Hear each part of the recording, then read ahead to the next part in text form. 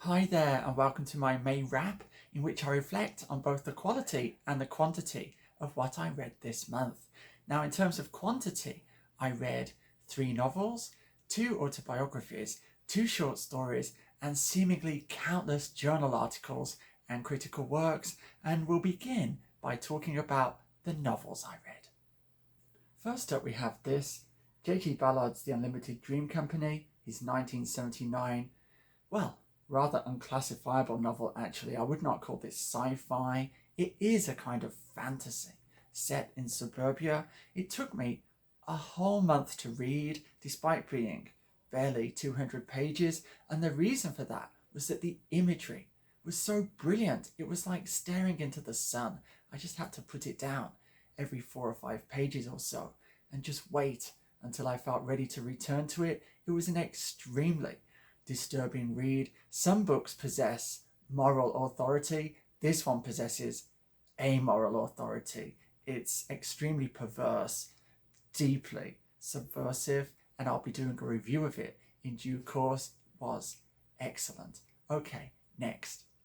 In contrast to Ballard, I more or less gulped down the next offering in a single sitting. It's Eudora Welty's The Robber-Bridegroom in this rather magnificent Library of America edition, which has 5 of her novels there. I hadn't read any Welty before, and this was a retelling of a Brothers Grimm story set in the Deep South and incorporating figures from the folklore of that location. It was just brilliantly written. I was really blown away by just how good it was.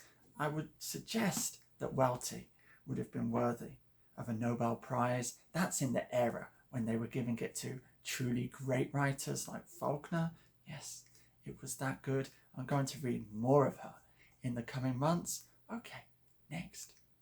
Our next writer has a Nobel Prize to his name. It's J.M. Kurtzer, the South African who now resides in Australia, but he won his prize in the era when they're giving it to pitiable writers, and he exemplifies that trend. This novel, Disgrace, was, in effect, a disgrace. There was absolutely no language in this, not a single memorable sentence, nothing arresting at all. I cannot understand why people rate his writing so highly. To me, this is this vapid world novel which is prepared so it can be translated into various languages very easily and also be read by non-native speakers of English all over the world that constitute this huge market for literature. It was just appalling. I cannot understand it. If you wish to make a case for Kurtzer in the comments, go ahead. But I think I read this in just a couple of hours, and should it really be so easily digested as that? Edith Nesbit's children's novels were more of a reading challenge than this, so I'm mystified. Well, that was the third and final novel I read this month. Let's move on to the autobiographies.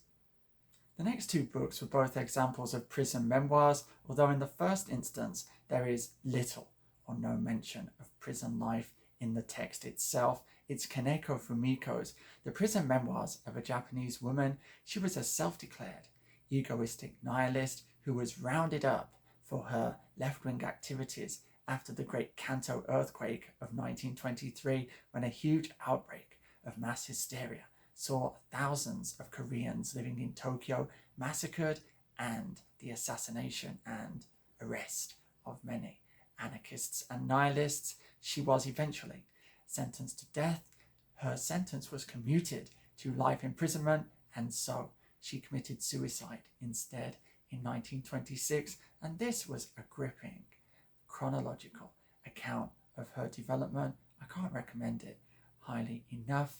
The second prison autobiography I read was Jimmy Boyle, a Scottish gangster's book, A Sense of Freedom, and this is simply superb. Rather like Fumiko, he traces his development from his early life. It is in effect a Bildungsroman, And the opening chapters about his impoverished life in Glasgow are so rich.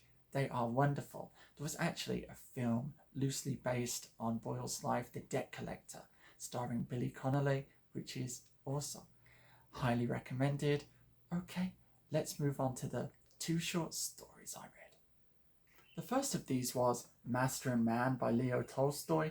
It was excellent. It's about a wealthy landowner who goes out in terrible weather with an old servant, Nikita, to meet another landowner and conclude a business deal with him, which he believes will be highly profitable. He's going to buy a piece of woodland from him. However, they repeatedly run into terrible weather and he simply refuses to back down. He simply has ruble signs, I guess they would be, in his eyes, and it eventually leads to the death of this landowner while trying to protect the servant from the elements in this grand moral gesture as he realizes that his life has rather been misspent. But what gave this its real power is the portrayal of the servant, Nikita, because you realize that he didn't actually want to be saved. He would have been quite happy